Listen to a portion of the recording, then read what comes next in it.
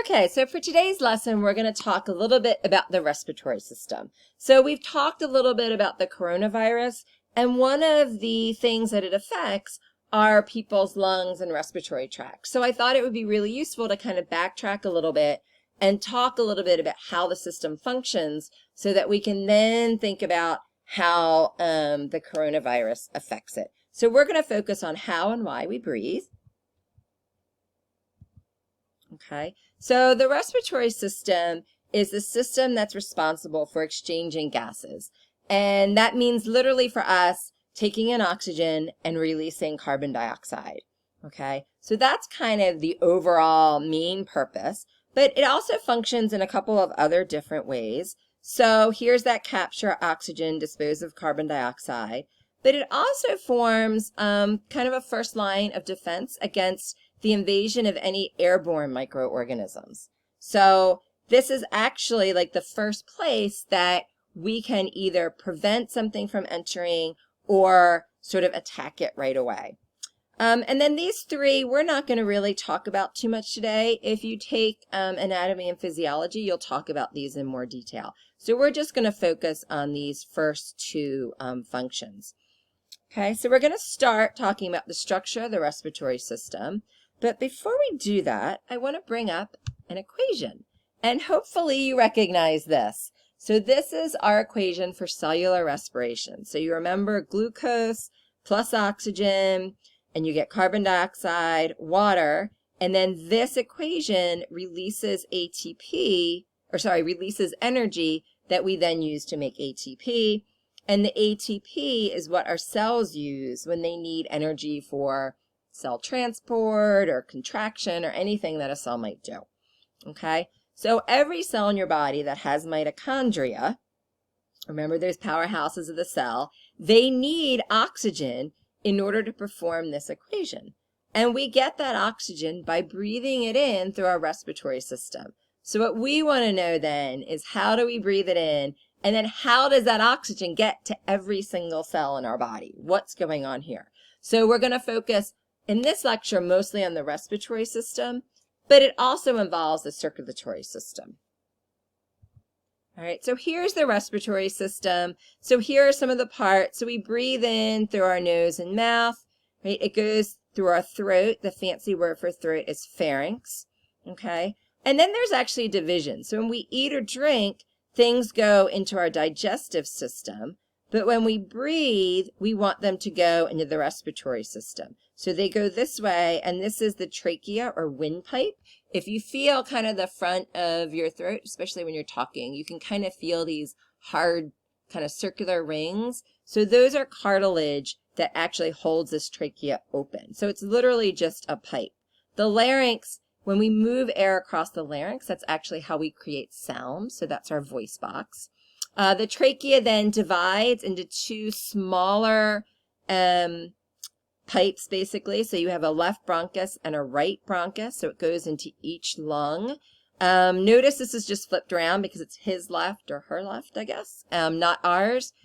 And then each of these smaller, each of these bronchi, so bronchi is plural, bronchus is singular, that branches into smaller and smaller passageways that are the bronchioles, okay? And then the bronchioles, eventually they get small enough and they branch into the main functioning part of the lung, and that's the alveoli. So the alveoli, again, ending in I is plural, alveolus is singular, are basically air sacs. And this is where the exchange of oxygen and CO2 is happening. And notice these are surrounded by blood vessels. So we're going to, oxygen, for instance, is going to diffuse from this air sac across the cells of the lung and into the circulatory system. Okay. One other thing I'll point out. So again, here are the lungs, and then below them is this diaphragm. So we use that when we're actually breathing. So that helps us get air in and out of our lungs. Okay. Here's a close-up, and this is just showing, so here's an alveolus. So again, lungs are kind of spongy. They have lots of air spaces.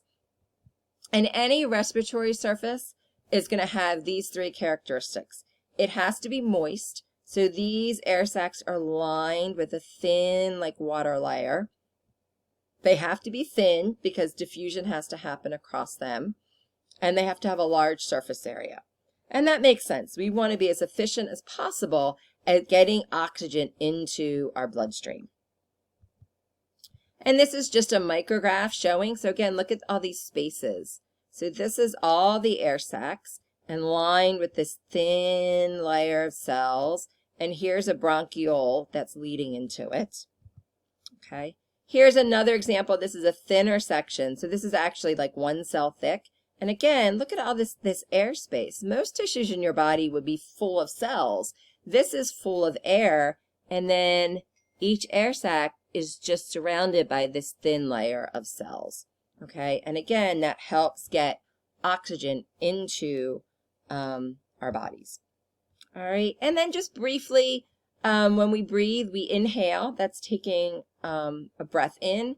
Exhale is letting it go. And here's that diaphragm. So what happens is when the diaphragm moves down, it makes this chest cavity bigger. And so there's a negative pressure and air rushes in. And then when the diaphragm comes back to its normal shape, it makes this cavity smaller and pushes air out. Most of the time, this is pretty passive. We don't pay attention to it. But we can, when we want, we can use the muscles in our rib cage to, let's say, take a deep breath or to push air out really forcefully. So you might be more aware of this when you're doing something really strenuous, for example. Okay, so that's what we've been talking about when we talk about external respiration. So getting oxygen into the bloodstream and taking carbon dioxide out of. Internal respiration is then, okay, once it's in the blood, all right, it's going to be delivered to the tissues, and then there has to be diffusion to get oxygen into the cells and carbon dioxide out of the cells. Okay, so here's sort of the diagram of that. External is we breathe air in.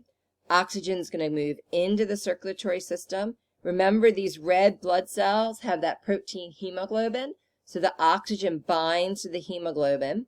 Right? At the same time, the circulatory system gets rid of any CO2, and we breathe that out.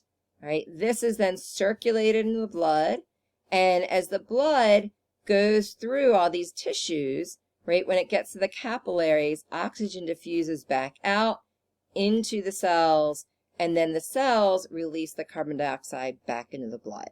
And that's how we breathe air in and ultimately get oxygen to those mitochondria that need it. Okay, so that's kind of the first part of that question. How do we get oxygen in?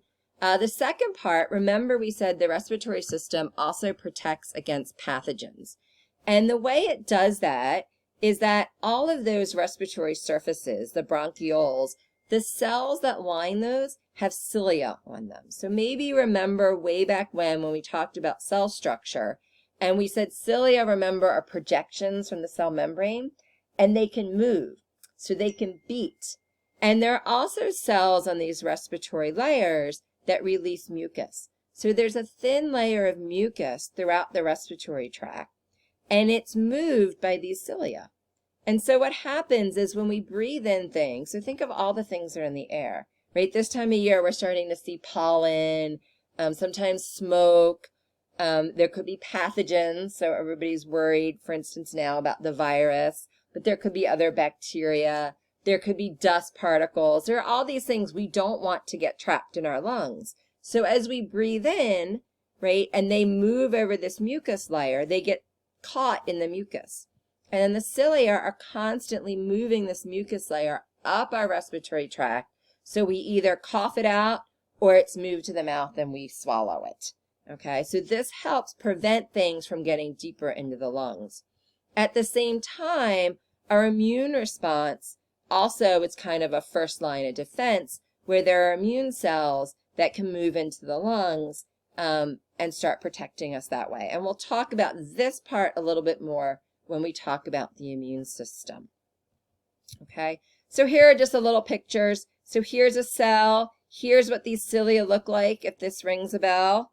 All right, and then if we look at a microscope slide, So all these like columnar cells are cells. So the darkly stained things are the nuclei.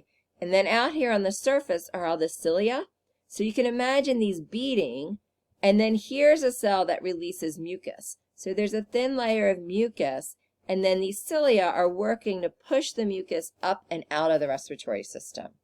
All right, this is one of the things that goes wrong in people that are smokers. So smoking actually kills off these cilia, or they don't function as effectively. And so what happens is people that smoke have a much harder time of clearing things from their respiratory tract. And so that's where you get more of the deep coughing, because they need to cough more to get it clear. Okay? All right, so what happens when things go wrong? I thought it would be interesting to kind of talk about a few common ailments that you might have heard of and think about what's actually happening in the respiratory system. So asthma, and here's a little picture of it, is actually what's happening is those bronchioles are actually, the passageways themselves are narrowing, okay? So here's what a normal bronchial tube looks like. And you'll notice there's actually muscle that's sort of making part of this wall up. And when somebody has an asthma attack, that contracts, and look how small this passageway gets. And it also might become more filled with mucus in the process. And so you can see it's much harder to move air through these tubes than it would be this. And so that's why an asthma attack, people might start wheezing, for instance, because they're having more trouble actually getting the air through these tubes and into their lungs. And for instance, an inhaler, when people use an inhaler, they're breathing something in that's going to get into these tubes and actually relax these muscles and to try to open this space up again. Okay. Another thing you might have heard of is bronchitis. Sometimes you get this like at a tail end of a viral infection. And that's just, again, these passageways become inflamed. And so there'll be a lot of coughing involved. But it's sort of this part of the system that's working. So bronchus, remember bronchial, bronchitis, the itis ending means inflamed. And then finally pneumonia, which I wanted to talk about because some of the coronavirus cases actually wind up turning into pneumonia. But pneumonia is a general term that just means that there is fluid in the lungs. So it can be caused by a variety of pathogens. It can be caused by bacteria, virus, or fungi, okay? And so if we look at this, if it's a bacterial infection, you may hear the term pneumococcal pneumonia. If it's a viral infection, it's viral pneumonia. And they want to figure out which it is because obviously if it's caused by a bacteria, then you can treat it with antibiotics, okay? But what happens here, look at, here's our normal alveoli, and so they're nice and open, they're filled with air, so you get lots of diffusion. Remember, this is where the oxygen's diffusing into our bodies and into our bloodstreams. But when pneumonia hits, basically these become inflamed and they become filled with fluid. Some of this fluid is pus, actually from the immune system. And if these are filled with fluid, then air can't get into these spaces. And so they actually can't get oxygen into the tissues as efficiently. So a lot of times when somebody has a more serious case of pneumonia, they'll be in the hospital and they'll actually be given oxygen to help get as much oxygen as possible into their system. Because once you start having trouble getting oxygen in your tissues, then you're in a more serious situation. Okay, so I hope that helped tell you a little bit about the respiratory system. I know I went through it kind of quickly. I wanted to get it done in a 15-minute time limit. Take some notes, and we will do probably a couple more assignments to help you figure out what's going on with the respiratory system. All right, have a good day.